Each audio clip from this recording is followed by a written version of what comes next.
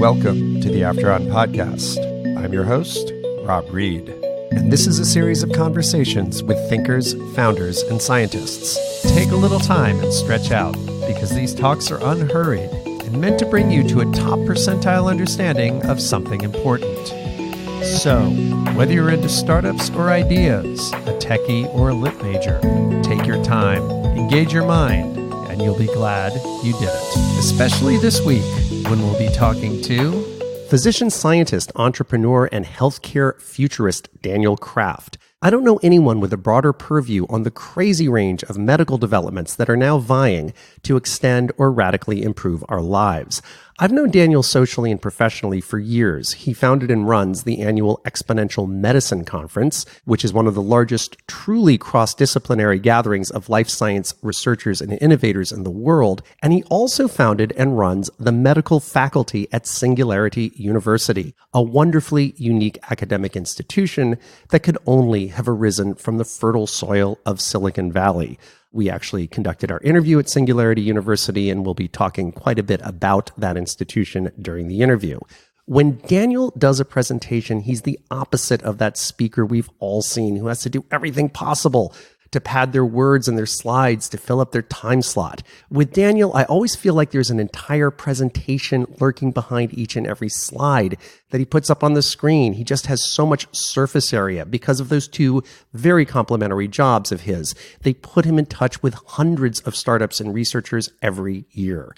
Daniel is particularly deep in medical devices, ranging from consumer-grade gear to tools that only turn up in research hospitals. And as an oncologist, he's, of course, deeply informed about cancer as well. We'll get into all of that with Daniel after some quick housekeeping. First, for the 460-something of you who are backing this show on Patreon, first of all, thank you.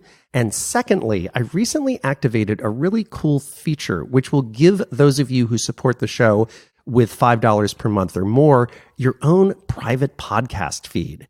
This will let you subscribe to the recorded bonus features that accompany each new episode in your favorite podcast app, so you can listen to it seamlessly right out of your phone and on the go rather than having to navigate to my Patreon page and hit play. It's basically like having a second After On podcast feed, only this one's strictly composed of the bonus features.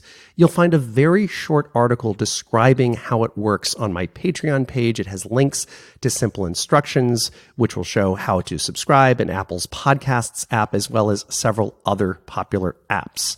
On the broader subject of Patreon, I'm now well over halfway to my initial target, $4,200 a month, which will cover all of this show's expenses, plus New York City minimum wage. And if you want the depressing math behind that calculation, check out episode 22 with David Eagleman.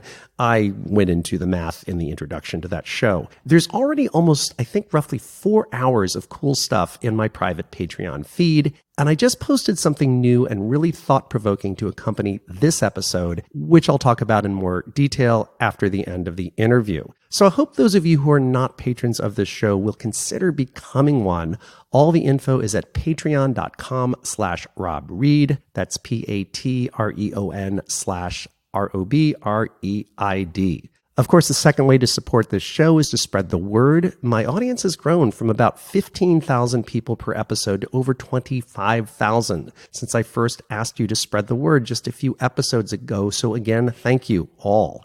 If I can double it from here, I think I'll be able to keep this show going indefinitely. So please tweet, share on Facebook, tell friends. The highly shareable posts about this new episode are now live in my social media feeds, so check them out and share them around if the spirit moves you. And finally, if you're too reticent to spread the word and not in a financial position to back the podcast, I totally understand, but please consider reviewing or just rating this show in iTunes or in Apple's Podcasts app, which is on your smartphone if you have an iPhone. Apple sits at the heart of the podcasting ecosystem, and they pay close attention to these ratings and reviews. In fact, last week they gave me amazingly generous promotion on my episode that discussed the possible psychedelic cure for treatment-resistant depression, and I'm sure that was due in significant part to the ratings and reviews that over 500 of you have already posted. If you have done this, thank you, and if you haven't, please do consider it. And with that, let's join Daniel Kraft.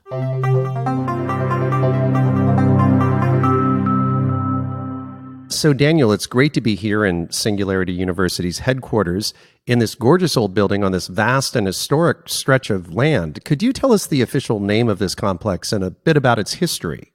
NASA Ames Research Park, originally a naval base. And if you look out the window here, you see this huge Hangar 1 that was built in the early 30s to house airships the size of the Hindenburg. And they'd float out over the ocean looking for German U-boats.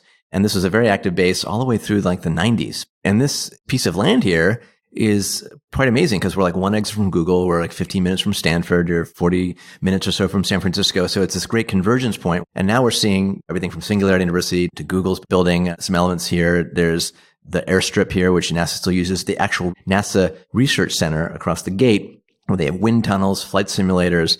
And I have to say, Hangar 1 is simply massive. I remember when I was an undergrad, you'd go way up on Skyline Boulevard, which is this fairly distant high ridge, many miles away, and you would look at the sweep of Mountain View and Palo Alto. You just see this giant black building like Darth Vader's garage.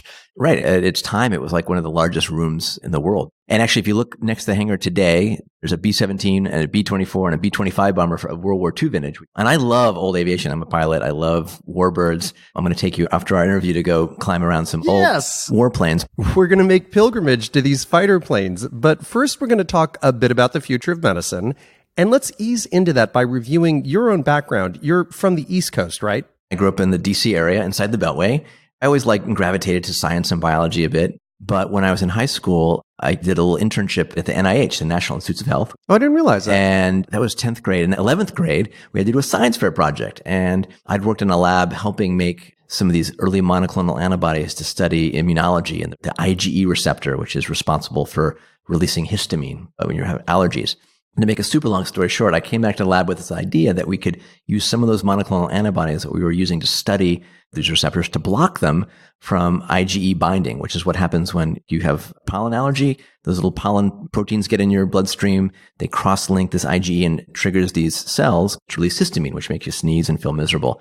This whole approach ended up being a potential way to cure allergies. We took it into rat models and showed we could cure them of their allergies. And my thought was we should take this to humans. And folks was, oh, great idea, Daniel, but we can't humanize antibodies yet. This is in the mid to late 1980s, to date myself.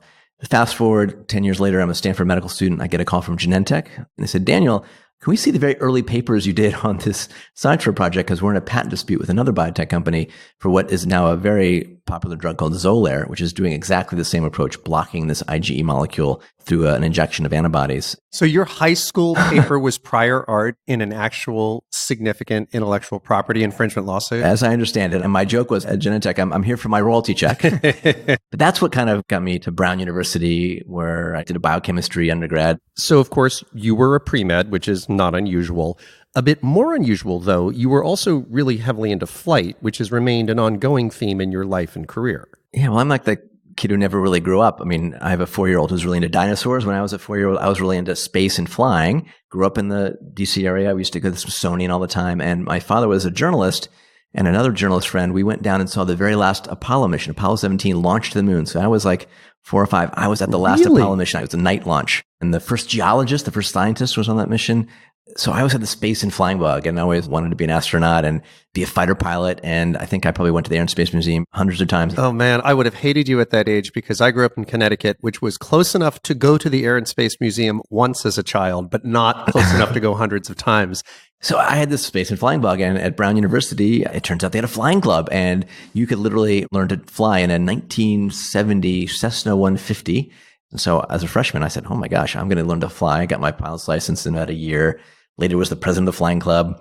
And we do some fun, crazy things like take the planes to Martha's Vineyard and do flower bombing competitions on these grass airstrips. So when you got to Stanford, you went through medical school. You also studied aeroastro, correct? Yeah. One of the wonderful things about Stanford as a medical school, first of all, was pass-fail, which was helpful for the first couple of years.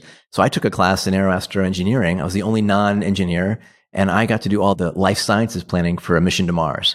A mission that was deemed to be plausible at that It time. was a seriously developed plan. This is back in 1990. It was still with the Soviets. So we even had a visiting set of Soviets. They were some of the last Soviets. It was 1990. You caught them in their last several moments as Soviets. And so we worked out all these elements from the physics to, do we do microgravity? Because it's like 6 months to 9 months or longer to get to Mars. What kind of crew do you put together? What kind of life support system? So I was kind of the input on that. I had some background because when I was an undergraduate at Brown, I spent a whole summer at Kennedy Space Center diving into where biology and medicine meets space. From thinking about life support to countermeasures to diet. We were there in the actual hangar where the Apollo missions rolled out of. We would go down that exact elevator that Armstrong and Buzz Aldrin and Collins went out. And so we'd ride that every day down to lunch. I would have been tempted to, when nobody was looking, carve the initials NA into the wall of the elevator, just knowing that generations of people thereafter would all whisper, that was Neil Armstrong who carved that. How cool would that be? That would be You'd be like giving a gift to all future passengers of that elevator. So then you got out of medical school at Stanford. You went to Harvard for your residency. Is that when you joined the Air National Guard? Was it when you were at your residency at Harvard? I was in the life sciences group. We can hear a B-17 bomber fly by right there. I love that you can identify the plane by the sound. Actually, that might have been a P-51 Mustang. I was going to say. The sound of a Merlin engine. But circling back, 5 years later when I was a resident at Mass General, I did some research and found that there was a Air National Guard unit on Cape Cod, which flew F-15s.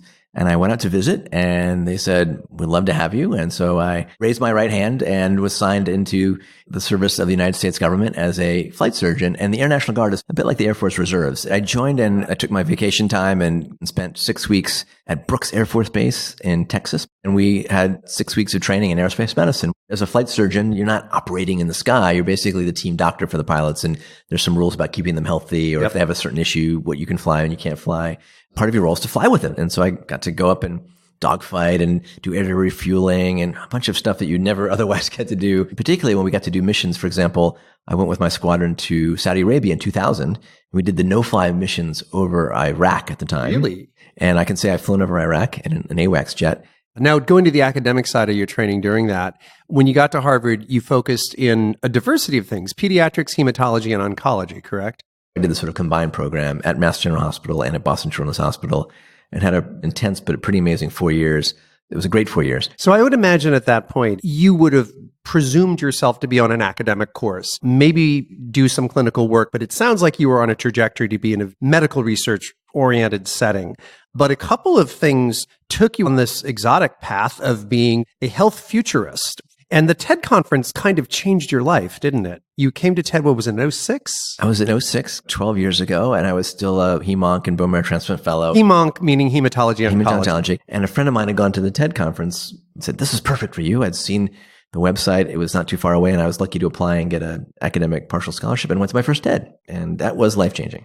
In part because you crossed paths with Peter Diamandis, the founder of the Xprize, who later called you when he started Singularity University. Was that shortly thereafter? So I reconnected with Peter, who I'd known since I was 22 years old. And then a couple years later, Peter was putting together the initial planning for Singularity University. And the whole idea was like, Peter read the book, The Singularity is Near by Ray Kurzweil, a famed inventor and futurist, about the rapid pace of Moore's law and other technologies improving and accelerating to the point where your smartphone has more computing power than all the computers in the world.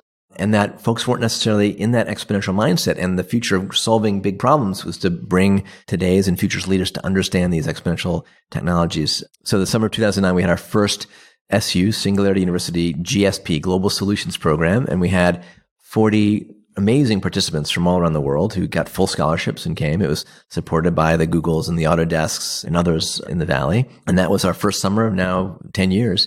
But the theme then was to have folks who came in with backgrounds in medicine, biotech, nanotech, 3D printing, who had an entrepreneurial and a global mindset to not just solve a problem to make money, but to have a big impact on the world. And a lot of new startups that have come out of Singularity and a lot of new relationships and convergence have evolved. And the summer program, it's 10 weeks? 10 weeks living right here. It's residential. Everybody's on campus. Right. Full ride. Now we're up to 90 participants, which is about all that can fit in the housing and in our main classroom. Full ride there on full scholarship. Full scholarship, room and board.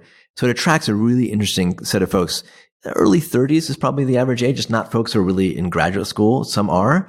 So more practitioners than academics. Folks who have deep technical, business, entrepreneurial, and global experience. And I think we had like 26 countries represented last year. Yeah, I was going to ask, so about 50-50 international U.S.? Probably more 80% international, actually. 80% international. Yeah. And half women now. Wow. So that is a very intense experience, 10 weeks of that. And then describe a typical day in class. Essentially, the first, let's say, third of the summer is getting people on the same page, cross-training in AI, robotics, 3D printing, nanotech, blockchain, whatever, getting folks to understand them, being taught by everything from astronauts to Nobel laureates to startup founders down the street. And there's piles of people who come through for a lecture. And then there's people like you who are basically running part of the faculty. Right. So I've been the chair of the medicine side. So I put together like 12 different lectures plus workshops. We do site visits to Stanford. After the first third, we do a deeper dive where folks who want to maybe focus more on health or energy or environmental elements could do those deeper dives. And then roughly the second half of the summer, teams would form to create a new initiative, an NGO, a new startup that would solve some challenge with exponential technology. So one of the examples of companies that have come out of here is Matternet. In our second summer, 2010, they saw early drones, which at the time were still toys. So they thought, well, this is on an exponential trend. Could you use drones to deliver things like medical packages and blood and vaccines to parts of the world after a flood or an emergency? Initially a crazy idea, a drone to deliver anything. And that now has evolved, Matternet and others using drones to deliver serious packages to the point where it's obvious that Amazon will do that soon. I'm holding here in my hand a 3D printed ratchet from a company called Made in Space. From one of the early summers, they looked at the future of manufacturing. Hard to get supplies to the space station. What if you could print one there? And they designed a 3D printer that could fly in space and operate in microgravity. And I'm holding a ratchet here that actually was one of the first things they printed because they lost this ratchet on the space station. Oh, so they actually created a space-friendly 3D printer, put it in the International Space Station so that things could appear up there when they were needed as opposed to being flown up. It's just like Star Trek, not the holodeck, but the transporter, the transporter beam. And they even last year printed some of the first medical devices. You know, an astronaut tweaked his finger, needed a little brace. They could scan his finger and print it. So the whole idea of exponential thinking at Singularity University is to think about, with a couple more clicks of Moore's law, where will AI be? Where will digital manufacturing be? Where will low-cost genomics be on that trajectory? And how could you combine those to solve a problem that couldn't be solved in the normal way today? You were kind enough to let my wife and I crash for one day, and that was actually an astonishing day. I was amazed at the quality of faculty that came through and all the different things they talked about. Yeah, the faculty and the people show up in the room, from serious investors and folks who just exited companies to CIA agents to governors and leaders from around the world. It's an amazing experience to go through, and you can get tons of information at su.org if you ever want to come.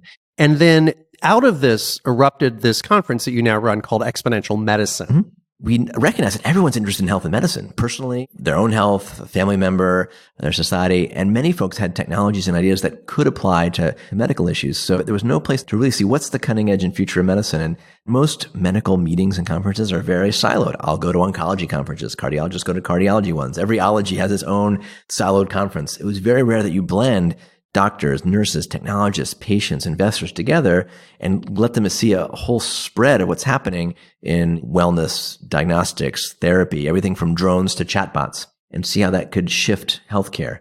And so I kind of experimented. We did this initial program and held it here at Singularity University, and it was quite magical. And we now have this every November at the Hotel Del Coronado, this oldest resort on the West Coast. And we now bring 700 folks together, I think 38 countries. 700 attendees. 600 attendees, 80 faculty, 50 startups. And we spend, like the first half day is a bit of sort of Singularity U101, what's happening in AI, robotics, 3D printing, nanotech, blockchain, et cetera. So lecture-based. A little bit lecture, kind of getting folks up to speed with what's happening, getting people to understand the pace of exponentials. And then we'll dive into what's happening with digital health and connected devices and what's happening with omics, from genome to microbiome to proteome, how that's being impactful in understanding disease or therapy, what's happening with robotics, what's happening with global health, how do we democratize healthcare around the world, not just have an expensive stem cell therapy or gene therapy, but how can we use a simple smartphone and a simple wearable or an AI handheld ultrasound to enable a nurse in a rural village in Africa? How might I use virtual reality in medical training or chatbots for coaching? And we have an incredible array of folks who come, and it's catalyzed a lot of new relationships, startups, funding, and I think it's quite unique to a quote-unquote medical conference. And it's 4 days, is that right? 4 days. It's 4 days. So the purview that you now have as a result of curating the several dozen people who come and speak every year at Exponential Medicine, and also this constant refreshment of the faculty here at Singularity University, You have an extravagantly comprehensive overview of the innovation side of medicine, like what's happening both at a consumer level and on a deep medical basis. You often talk about the transition from sick care to true health care, with sick care basically what we're doing today being very reactive and only realizing something's wrong when it's so wrong that it's evident to the naked eye.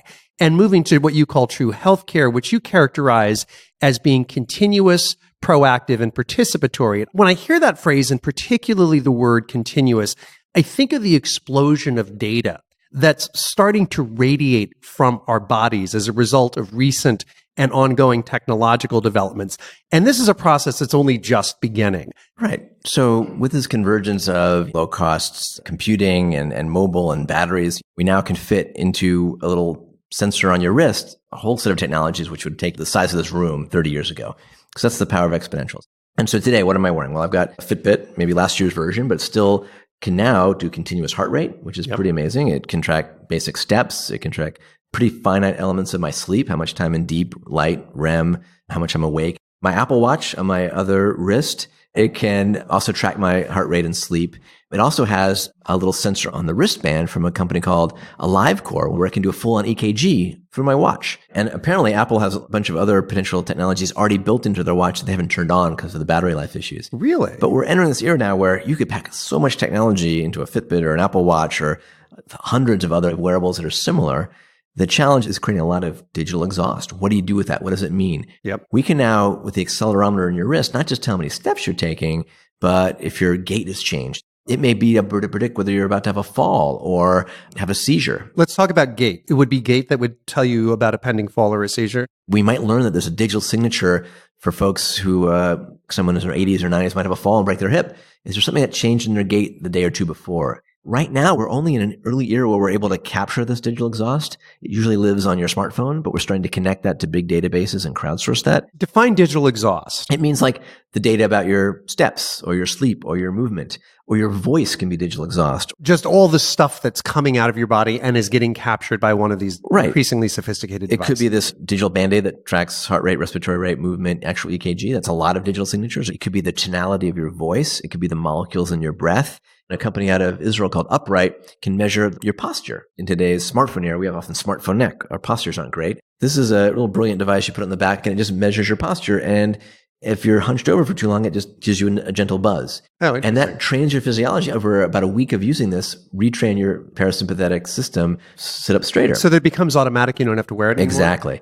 And that apparently has some great outcomes with folks who already have lower back pain. It feels to me that when the data becomes continuous, it becomes an almost qualitatively different sort of input. Like an analogy might be somebody who's a really small investor back in the 90s with a personal brokerage account who would look at yesterday's stock price in the newspaper and compare that data situation up to the millisecond real-time feed with all kinds of exotic built-in analytics that a modern professional trader would have. Those two data situations are so different, they're almost unrelated as tools. It's almost as different as leeches versus penicillin. And with medical data, we are going from this time where you would have these radically infrequent snapshots. Like maybe my doctor would know my blood pressure every third year, to constant checking of all this different data. But the challenge with that, to extend the trader analogy, is if you took that mid-90s small investor into a modern trading floor, they would have no idea what to do with the data. And similarly, you're implying by your discussion, when you're talking about gait, for instance, maybe someday we'll figure out by retroactively looking at this big wad of data that these are the warning signs, but we sure don't know what they are now. Like we're going to have to spend a lot of time inhaling this stuff. Exactly. It's a bit of a so what if you're just having piles of exponential amounts of data. You don't want data. You want actionable information and knowledge that you can apply, use that in an integrated way to say, Rob, your sleep is changing. Your resting heart rate's gone from 55 on average to 63. Maybe something's going on with your cardiovascular system. We're in this awkward phase now where a bunch of us need to start exhaling this digital exhaust and capturing it so we can figure out what in the world it means. But there are already some interesting signs. Tell us a story about the person whose life was saved by their Apple Watch. There was an individual who noticed that his Apple Watch showed him his heart rate was 180 when he's normally in the 60s. And the watch nudged him, or he just happened to notice? I think he happened to notice it. He was like, this doesn't seem right. And he took himself to the emergency room, and it turns out he had a pulmonary embolism, a clot in his lungs, which could have killed him. He normally wouldn't have felt that his heart rate was double its normal rate. Yeah. I like to call that the early version of a check engine light for the body. I love that analogy, which I've heard you use before. And today's sort of 1.0 version of the check engine light makes this data available to an observant person, which is very simple, but was enough to save this guy's life, clearly. Version 2.0 would probably involve the watch nudging you when it realizes that your heart rate's spiked to 180, even though the GPS and the accelerometer on your phone say you're sitting still. 3.0 is when the Apple Watch calls you an Uber ambulance and takes you to the emergency room. And by the way, Uber and Lyft are getting into healthcare to help bring patients to clinics and hospitals. And what's interesting is, the Apples and the Samsungs and the Googles all getting into this to the point now where my iPhone can collect this data and connect it back to my medical record at Stanford. So my doctor literally could log in and look at my weight for my scale, my blood pressure if I was using a connected blood pressure cuff, my sleep data. Where this will hopefully go is if my doctor has 2,000 patients, he might see 5 patients in the morning on this dashboard that are moving into yellow or red, that they have something going on. Might want to call them proactively. Some of that analysis would have to be done by the system, not by him, because he can't crunch data on 2,000 patients. He wouldn't know what to look for. Right. But what you just pointed at, I think, is interesting and important. Your doctor can now see the data from your Apple Watch. That wasn't the case for anybody as recently as a year ago, right? And this is the first baby step in that direction. What was it, 40 hospitals? So Apple pioneered with one of the big electronic medical record systems, Epic, that they could connect the dots from your HealthKit app into your medical record at about 40 hospitals. And as of 2 months ago, my medical record from Stanford, I can see on my Apple phone. Oh, it goes both ways. So you can see the data that's stored at Stanford on your phone, and Stanford can pick up the data that's radiating out of your watch. And it's that combination. We talked about the fact that you usually get very intermittent data, an occasional blood pressure, an occasional EKG, some snippet of information when you're in the clinic, which is hopefully 0.0000001% of your life. So intermittent data means we're reactive. We wait for the heart attack, stroke, cancer to come. When we're at the beginning ages of connecting those dots, going from quantified self, where I just have this information from my Fitbit and my scale, to quantified health, where that data is going to flow to my healthcare system and be useful in tuning prevention, optimizing my health, picking up disease early. And then if I have a disease like high blood pressure or even a cancer or heart disease, it can help me manage a feedback looped system to optimize care. This deal with Apple and these 40 hospitals, and that is a sub 1% of the United States population. Mm-hmm. But there was a time when a tiny sliver of 1% of people had access to GPS because they had high-end cars that had it built in, which was the only way you could get it. This is big. It's happened at 40 influential hospitals, and it will presumably radiate far beyond that.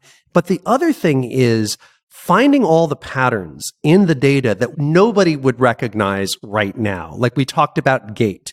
It may well be that weird patterns in the way that somebody walks is highly predictive that they're about to come down with Lou Gehrig's disease, which does impact somebody's gait. There is no way that you or I or the smartest doctor in the world could go through 15,000 person years of data coming off of these watches and come to that conclusion. So I've always worried when I thought of this thicket of data radiating from these watches and other devices, how are we ever going to parse that? Then you told me about this mind-boggling work that was just done at Google with irises, which again, like the Apple 40 hospital deal, is but the first and earliest sign of how something is going to get fixed.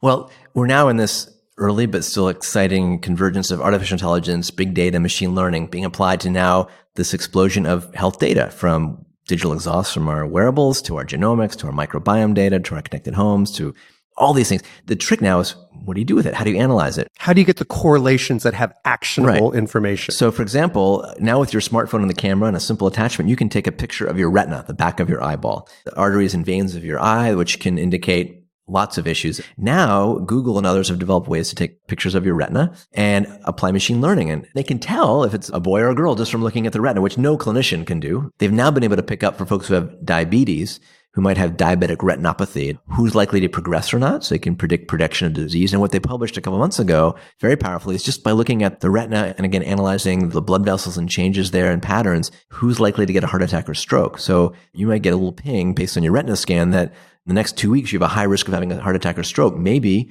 you want to go see a cardiologist. This is coming up with insights that no doctor could ever possibly replicate. They can determine gender, as you said. They can approximate age. They can determine whether or not somebody smokes. And no person could do that. They literally took in 300,000 eye scans. They matched it to the known data on these people. Do they smoke? How old are they? And so forth.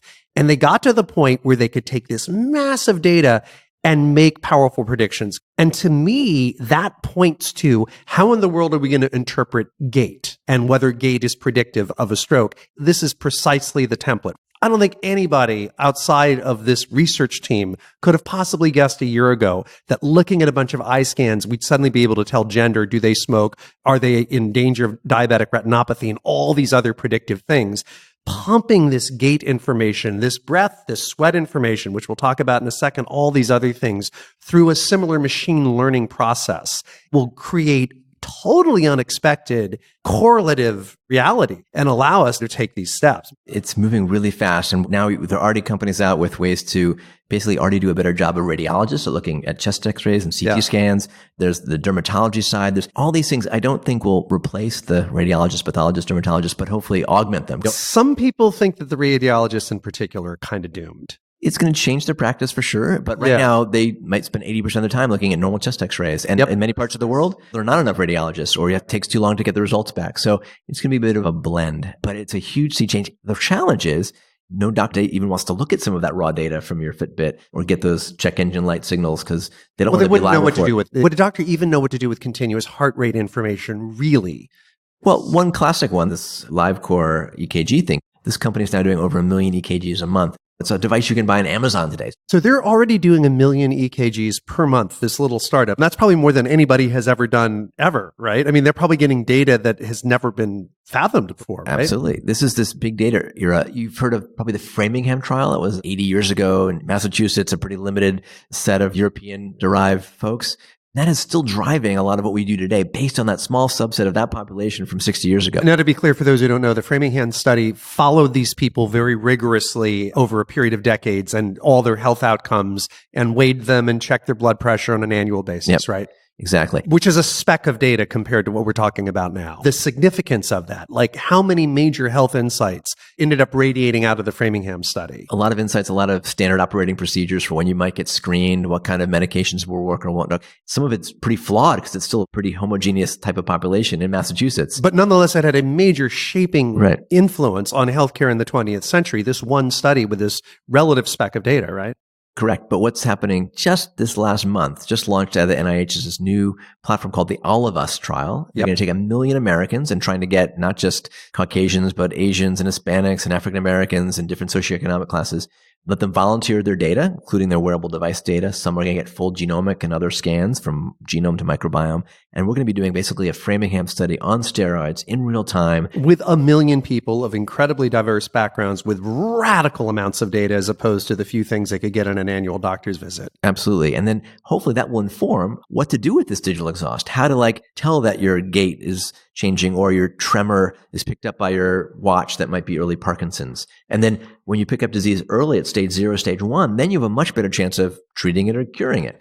And we talked a little bit about crowdsourcing. We all can become data donors, but if we share some data, just like we share our data when we drive, very few people listening to this podcast drive anymore without Google Maps or Waze. Yeah. We're sharing some pretty private data, but in exchange, we get the map of the traffic and even can tell where the cops are hiding out. If we had that Google Map or Waze for healthcare where we're incentivized to share data still anonymously, when we get back our own healthcare map, and when I'm trying to be on my healthcare journey for myself or my patients, I can guide them in a way that's real-time informed.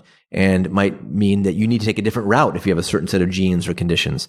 The Waze analogy is actually a really, really good one because if we all just think about what it used to be like driving with a physical printed map, even a really good one like the Thompson's Guide in Los Angeles, it was remarkably comprehensive. You couldn't get around without it. But comparing that to Waze, to this real-time thing that's taking in data from millions of other drivers, crunching it and routing people. And that's the step up we're going to take. And to me, again, that eye scan study was so profound because it is the first indication that, yeah, we can take this morass of data, put it through very smart machine learning algorithms, and start coming up with those predictive points, much in the way that we are all very viscerally experiencing the fact that it's done with traffic data. And with that context, I think it becomes really interesting to talk about the next things that are going to enter the check engine light equation, some of the things that we aren't quite monitoring yet, but are probably on the menu in the coming 5 years. Let's talk about continuous blood pressure monitoring. Well, we know that high blood pressure, hypertension, about a third of Americans have it. Less than half of these hypertension patients have it well controlled. And when your blood pressure is too high, it gives you significantly higher risks for heart attack and stroke and kidney problems and eye problems. And generally, we measure that once a year. Yeah, with a 100-plus-year-old squeezing your wrist, which may or may not be accurate depending on how it's done.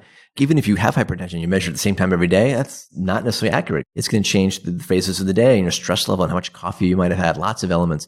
What we want is a technology like a patch or something on our watch that will seamlessly track our blood pressure in the background. And there's several companies working on approaches, kind of like a little radar, one local one called Blumio and a couple others, where essentially a radar that looks at your arteries and can pick up systolic and diastolic blood pressure. Just from a wristband. This one's on your upper wrist. That if we can get a handle on that, we can then potentially really tweak your medications and maybe your exercise regimen and really understand that, wow, in the afternoons you're really running high. We need to tweak your medication in the morning.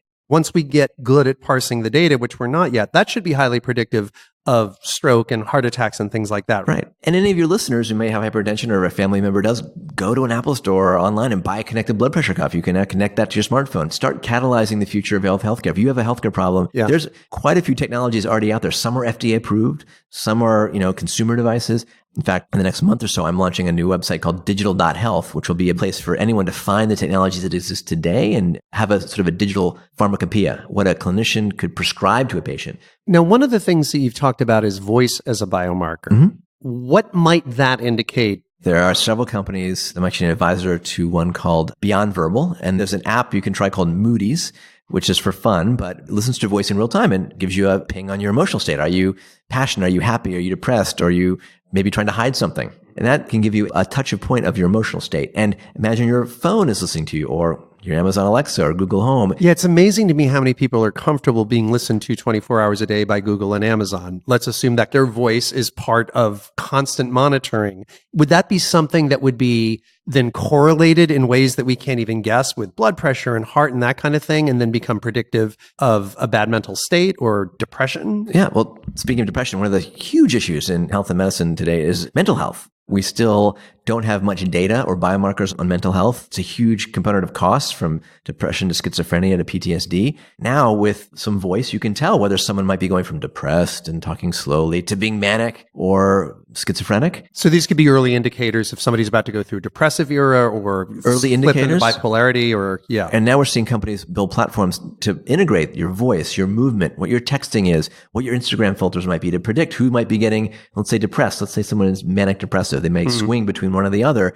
You might want to see that early swing and change your medications earlier, or call your psychological support team, or point them to a chat bot that can give them some support, or a televisit. Part of the future of healthcare is a lot more of this telemedicine, where you can do virtual visits with a real psychologist or maybe an avatar version. This company, Beyond Verbal and Mayo Clinic, studied patients with heart disease and voice changes when you're starting to develop heart disease. Really? It could be indicative of incipient heart disease? Yes. What element of the voice changes? The tone or the raggedness or breathlessness? Or Well, you can hear someone who's got a bad cold, for example, or someone might have heart disease if they get some fluid in their lungs. That's going to change the tonality of their voice, and they've been able to pick up those distinct changes. There's also elements of voice that might predict neurologic disorders like Parkinson's. And again, it's the correlation of that. As you're talking, I'm thinking like, you've got the voice coming in, but you have that continuous blood pressure and heart information. And it's suddenly all those together going through a machine learning algorithm, kind of like the one we saw with the eye scan. Now you start seeing how, I could point very strongly at like heart trouble in 9 months,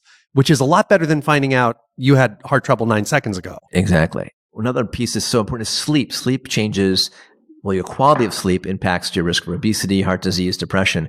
Sleep changes can be detected with a simple mattress sensor, or the ring I'm wearing out of Finland. Yeah, tell us about your ring. Oh, this is a fun device I got in Finland, a company called Aura. Basically a quantified self device on your finger that tracks heart rate, tracks motion, temperature, steps, but is very good at giving you a very quantified sleep and a sleep score. How does a ring know when you're in deep sleep? What does it detect and crunching together? There are certain patterns in your heart rate variability, movement. Like when you're in deep sleep, you're very still. You're almost paralyzed. When you're in REM sleep and your eyes are moving, your heart rate's a little higher. This can pick up and estimate your respiratory rate. And it can build you not a perfect map, but it gives you your total time of sleep, time in deep, light, and beyond. And as we crowdsource this, I can now take my Fitbit, for example, go onto the app there, look at my sleep score and my components of sleep and compare that to other people my age and sex and compare it to my history for the last month. So I can get a bit of guidance. If I realize that, wow, I'm really only sleeping 5 hours a night, I might want to get to bed earlier.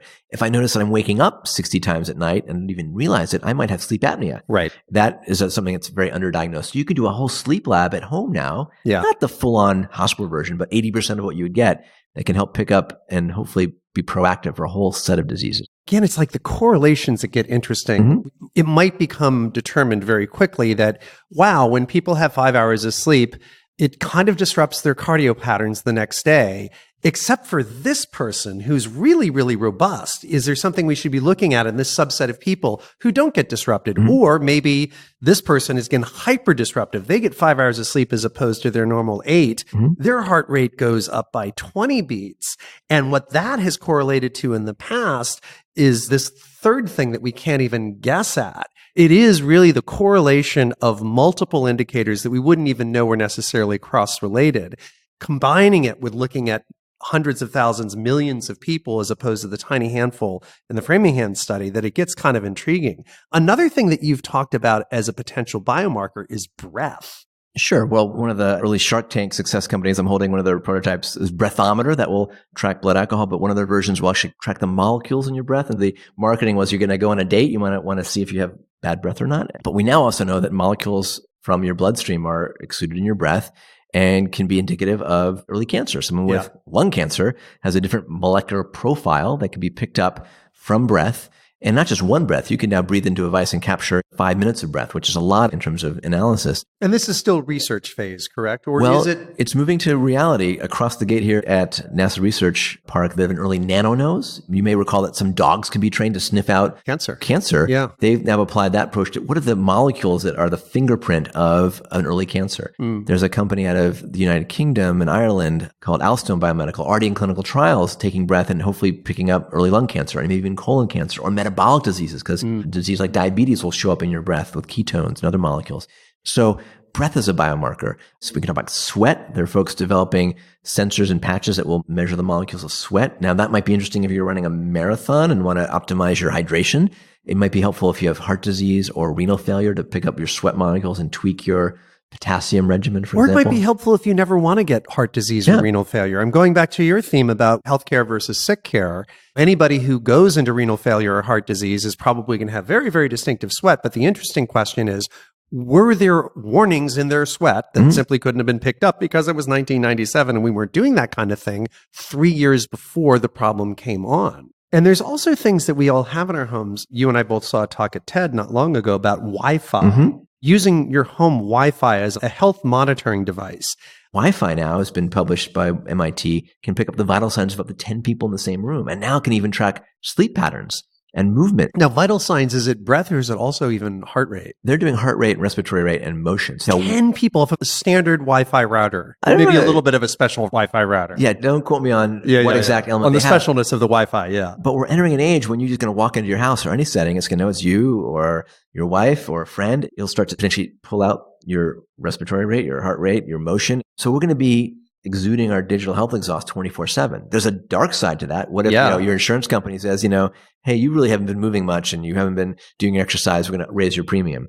So the big brother element. We can hopefully as a society have the discussion so it's a little bit less like big brother and maybe a little bit more like small mother. I mean, if my insurance company is doing something that's conceptually creepy, but actually adds 7 years to the end of my life, not because they love me, but because they want to save money and I get to live an extra 7 years, I'm fine with that. Our moms all nudged us to do things that we didn't want to do because they were good for us.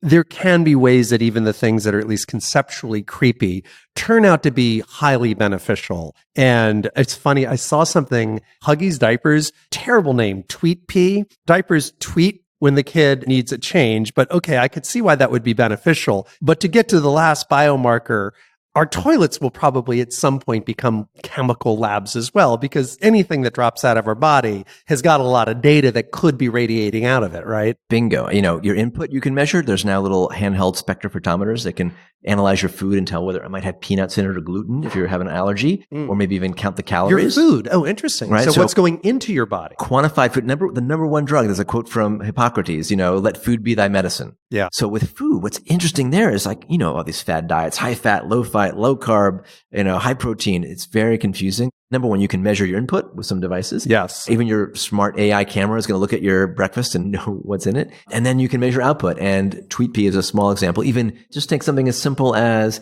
a camera in your toilet, not that appetizing to think about. Let's see it sees a change in your bowel habits. Yeah. Maybe that will give you a clue that maybe you're having early colon cancer, or pick up early blood in your urine that might pick up a urinary tract infection, or even something more serious like a malignancy in your bladder. So those may come. And I've seen several companies and startups start to build out those platforms. One other thing I'd like to do a deep dive into is this very interesting thing called the Conquering Cancer Xprize, which you are running or overseeing. Could you describe what an Xprize is, Right. and Xprize generically, and why that is a powerful mechanism for marshaling energy, enthusiasm, and investment? Right. Peter Diamandis in the late 90s put together the first Xprize. It was the Ansari Xprize to get the first non-NASA rocket up to space and back. And this is Peter Diamandis, who co-founded Singularity University. And so Peter comes back into your life. Right. He was doing this crowdsource, the energy of innovators around the world to attack spaceflight. And actually, Spaceship One, developed by Burt Rutan, a famous aeronautical engineer, won that prize. And now that company was taken to the next level by Richard Branson. And probably in a couple of years, you can pay a lot of money and go fly to the edge of space. And the idea is that if you have a $10 million prize, let's say, you can catalyze the investment of far more than $10 million worth of work by people who are trying to attain it, either because they want to get rich or because they're in a university setting and they can get funded anyway, but this is a cool thing that attracts attention. What's the multiple? And hundreds of millions of dollars were spent on that first Ansari Xprize. And it was a $10 million prize. Right, which has now catalyzed the whole consumer space movement. So it can unlock these elements that wouldn't have been unlocked. The idea of an Xprize is to put a prize out there that's audacious, but achievable, and it's going to not be something that the market is necessarily going to go after in the same time frame in the same way. And it's going to excite a lot of people to Right. get projects together. Right. And there's been other X Prizes. One was for oil cleanup because that hadn't changed in dozens of years. And even the fourth place team had at least double the speed of cleaning up oil and making it cheaper. And I think the second place team was led by some tattoo artists that used their tattoo knowledge and technology and had a way to better approach oil cleanup. So it crowdsources new minds. And how many X Prizes roughly have there been thus far? There's been the space one for cars that could go long distance, electric cars. There are active ones like an artificial intelligence X Prize and one around carbon sequestration. There's a newly launched one to enable you to put yourself into a robot and do dangerous things. So some of these are quite bold and audacious. And what's powerful about it is you get new minds, new thinking to spend a lot of energy and time to solve a problem in a new way. So when we're looking at developing a new prize, The Cancer X Prize. Cancer X Prize, I thought, well, lots of people are going after immunotherapy and new approaches to cures, but there's not been a new way to really screen for and detect cancer in dozens of years. We're still stuck with colonoscopies and mammograms, for example. And many patients present late stage with things like ovarian cancer and pancreatic and brain cancer. So let's talk about that. What percentage of cancers currently are detected at stage 1, stage 2 versus very, very late? Like what percentage of cancers are asymptomatic until it's either too late or almost too late? It really depends on what subtype, but let's say roughly only 10 to 20% are picked up at stage 1, when you can just cut it out with one surgery and not require advanced chemotherapy or radiation therapy. So early detection is a big deal, even with the relatively primitive blunt instrument tools that we have for fighting cancer right now. What's the difference in survival rate if you catch something at stage 1 or 2 versus 3 or 4? Big picture, about 90% of cancers can be cured if you pick them up at an early stage 0, stage 1, versus only about 10% often have long cure if you pick them up at late stage 3 or stage 4, where it's already metastatic. So even with today's cures, which nobody's satisfied with, early detection could literally save 9 times as many lives. Take 10% of the people from the stage in which 90% can be saved. And if you were able to hypothetically detect every cancer early, suddenly you have 100% of the people. The mortality rate from cancer would plummet. merely by early detection. I'm putting merely in quotes. Like that shows what a big deal it is. And we all very intuitively feel like the way to beat cancer is to cure it. And boy, would that be amazing. But the truth is, early detection solves, it sounds like, almost 90% of the problem. Right. And many folks here in the US, they never get their screening mammogram or their colonoscopy at age 50. And you want to have something that's actionable. Some cancers, like prostate cancer, you don't even want to screen for it in some folks at a certain age because there's not much you should do about it. Because it grows so slowly. And if you treat it, the treatment can have terrible side effects. But I've had friends who died very rapidly from pancreatic cancer that when they presented to the hospital, it was already a huge mass. It's usually stage 4 pancreatic often, when it's right? detected, right? Exactly. Yeah. Or ovarian cancer or the brain cancers that only present after a few months of headaches. Is there even a diagnostic for pancreatic cancer today? There's no really good one. You could now take something relatively simple. They're now on the Exponential handheld ultrasound and artificial intelligence algorithms that will start to read ultrasound. So you could think about a pancreatic screen that could look at your pancreas, your ovaries, your kidneys that you could do at home as a home screen. So let's talk about what you're trying to get done now with the Xprize. Right. And we've established how unbelievably powerful early detection can be if only we can get good at it. Absolutely.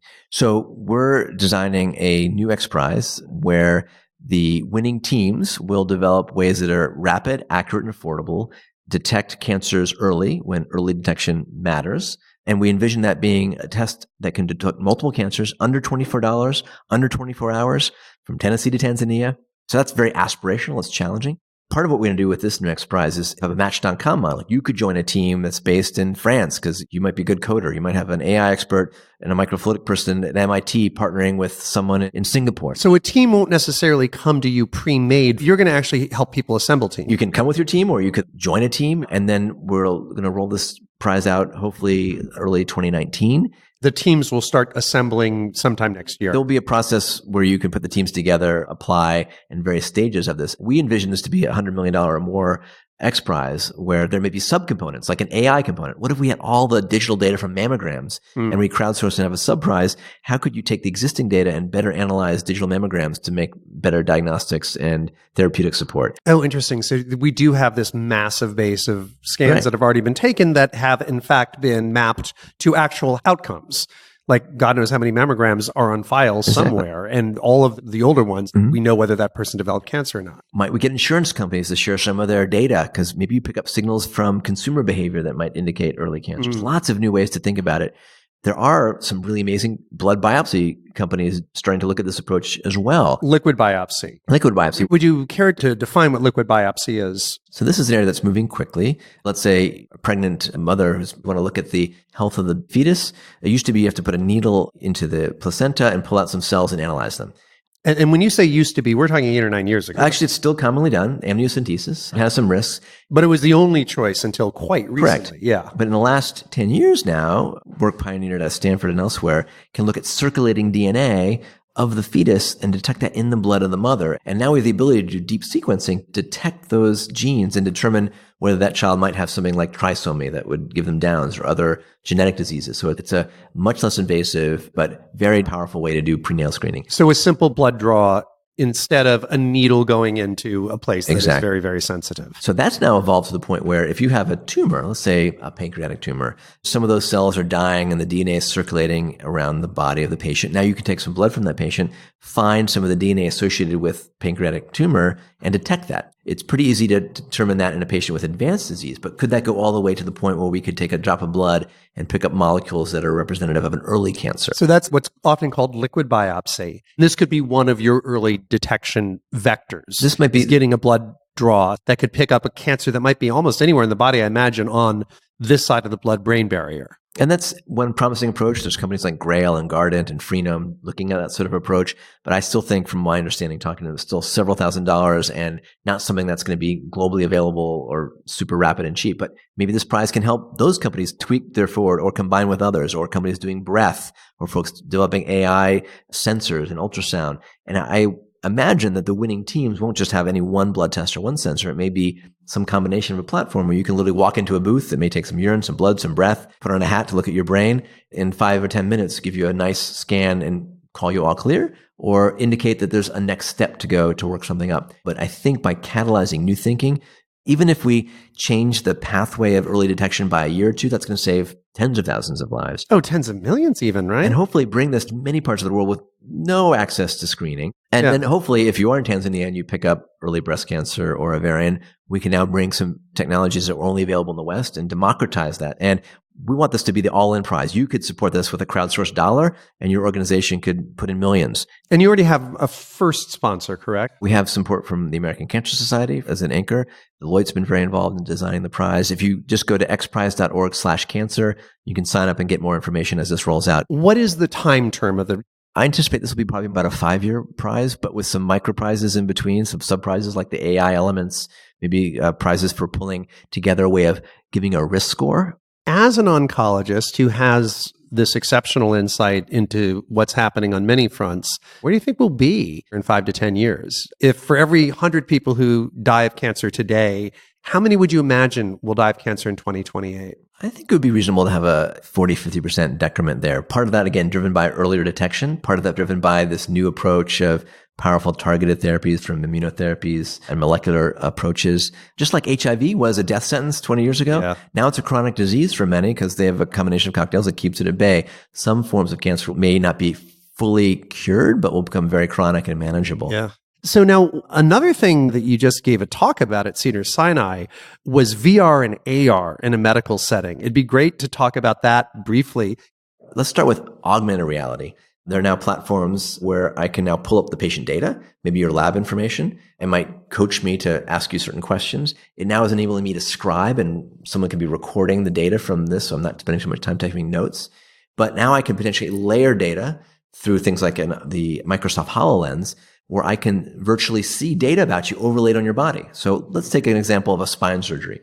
I have a CT scan, I have MRI data of your spine, your light on the table. Now I can literally overlap the anatomical data of where your spine is, where I want to operate, have guidance between the procedure steps. This is pre-incision. You can basically see the X marks the spot superimposed exactly where X wants to be on that particular So that's patient. Active guiding procedure. We can now dial that back all the way to the virtual reality side, so full on VR, where before I even walk into the operating room, I'm going to be in the virtual operating room. I'm going to see your actual spine and CT scan data, and I can practice that entire procedure with virtual instruments. So that's a powerful way to simulate the entire procedure ahead of time. This is 10 years out? No, there are companies already blending this. There's a company out of Stanford called OSORX for orthopedic surgeons, for example, to train.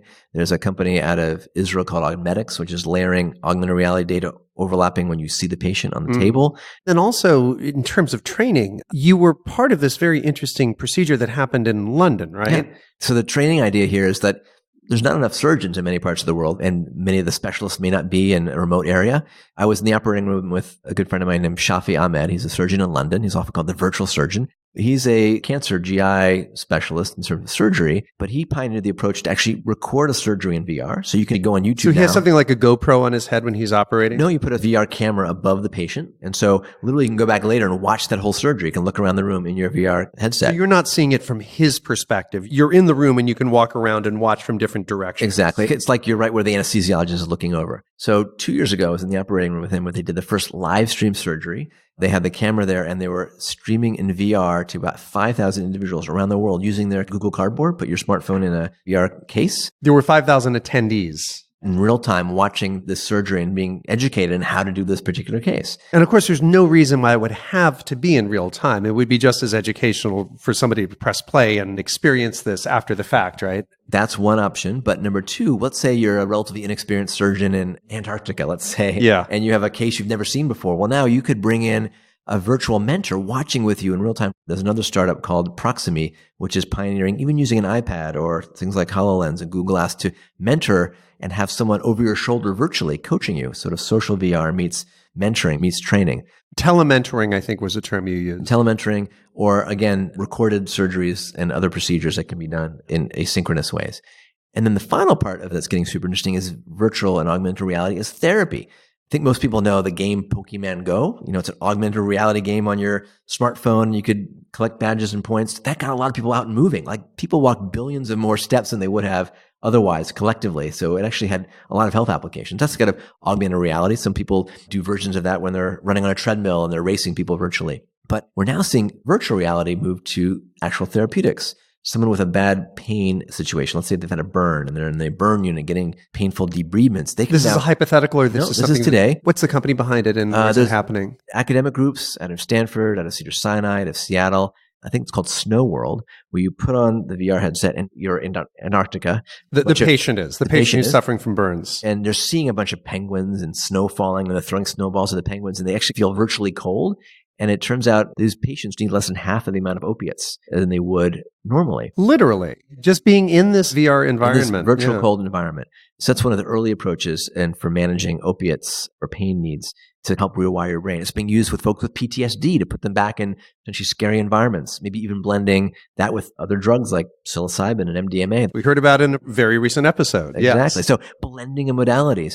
So I just got my Oculus Go the other day, $200 device. I can now fly on an airplane and be in a virtual environment. If your Twitter feed is to be believed, you actually did that. Felt a bit nerdy. But you couldn't see anybody judging you for being nerdy. You could just hit the mute judgment button, and all those people staring at you for being nerdy, you can't see them. What do you care? See no evil, speak no evil. Yeah. Another study that was done at Stanford, let's say there's an 8-year-old kid has to go into the hospital for a pretty scary procedure.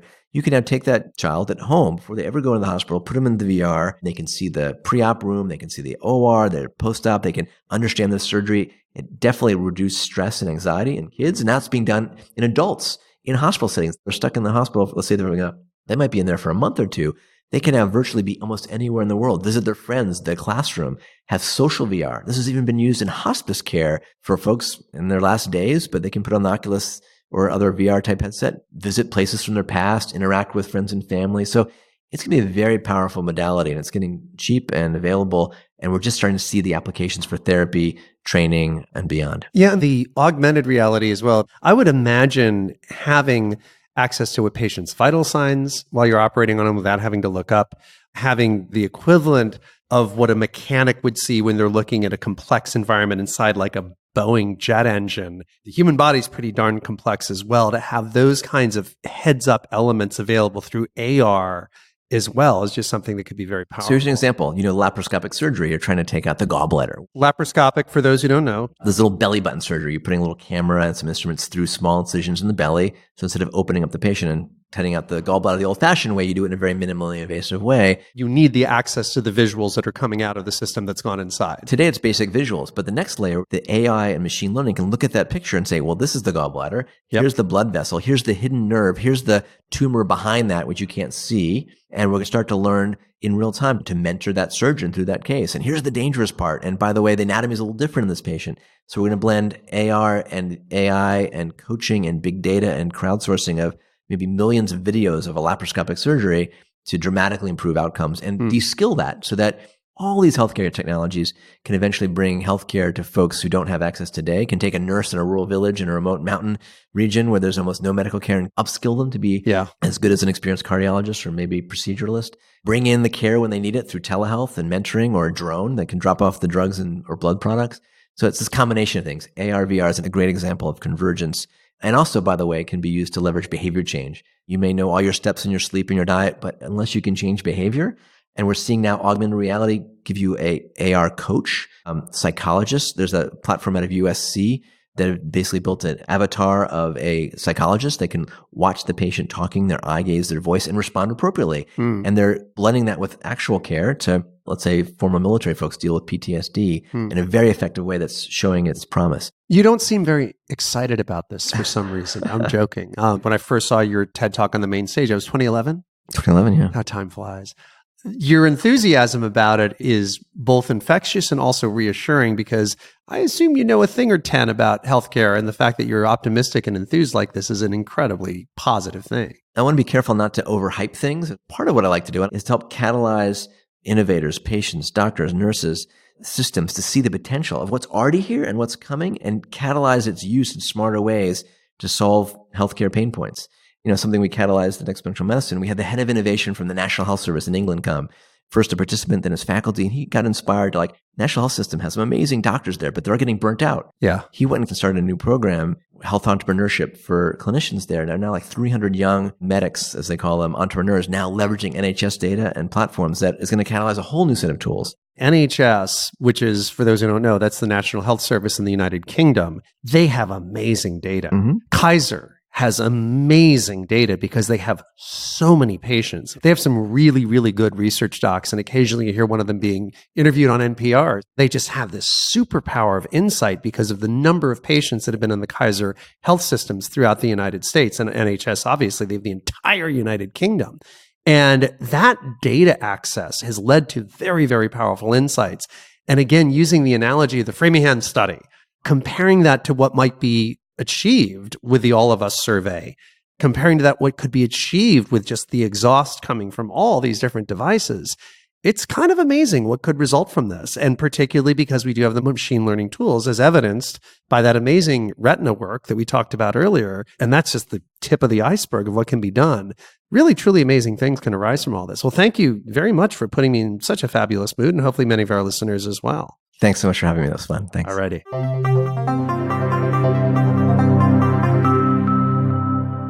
I always love talking to Daniel because I come away from our conversations so optimistic. And this was a particularly special one because it came with a built-in field trip. That after the conversation, we spent a bunch of time crawling inside, under, and around those World War II vintage planes that we were talking about. These were amazing contraptions, almost like flying factories. They were so industrial and had such large crews, doing such mechanical work. There was a B-17, a B-24, a P-51, and more. At least that's what Daniel told me, and I do believe him because the man does know his World War II era warbirds. Apparently, this particular fleet of planes comes to Moffett Field every year, Moffett Field being the airstrip that's contained within that vast NASA facility where we conducted our interview. And I have to say, Daniel was, just as advertised, quite a bit like a fully grown kid around all that gear. On the other end of the age spectrum, we met a 100-year-old airman that day who had been part of a B-17 crew during World War II. The guy's name was even Orville, which when you think about it is kind of the perfect name for an aviator of his generation. We met him just as he was about to go up in a B-17 again for the first time in 70 years. And I put a few pictures of all that fun up on my website at after-on.com for those of you who are interested. Next, I have something really intriguing for the patrons backing the show at the $5 a month level or more. It pertains to the amazing contrast between the Framingham study that Daniel and I discussed, which truly revolutionized medicine in the 20th century, and the massive broad population genomics studies, which are just getting underway right now. I can't think of a better person to comment on this phenomenon than Robert Green, who is my guest on episode 16 back in November. Robert, as many of you will remember, is an expert in personal genomics at the Broad Institute, which is affiliated with both Harvard and MIT, and is someone who was a practicing clinician for decades before he became an academic researcher. He has a truly frontline understanding for how the Framingham study shaped the science and practice of medicine over the past decades. So in my Patreon feed today, you will hear a conversation between Robert and I about Framingham and its massive successor, which just started getting underway in the last few weeks. It's called the All of Us study. All of Us will study 1 million Americans intensively for years. Unlike Framingham, which didn't collect as much as a single letter of DNA for any of its original participants, All of Us will ultimately collect full genomes for almost every participant. And rather than being paired with just a few raw numbers from biannual physical exams, this data will connect up to millions and millions of data points, many collected from the sorts of devices that Daniel and I just discussed. So please tap into my Patreon feed if you would like to hear Robert and I discuss this fascinating and timely subject. It's almost a 40-minute conversation, much less formal than the one you just heard, much less edited and prepared, but nonetheless quite intriguing. And coming up soon on this show, I have a truly intriguing interview with one of the great architects and influencers of 1960s American culture, who has been no less influential in shaping the digital culture that we're also immersed in today. And he has also teamed up with George Church, another recent guest, to resurrect some extinct species, including the woolly mammoth. That's coming up in just a couple weeks, so stay tuned in June.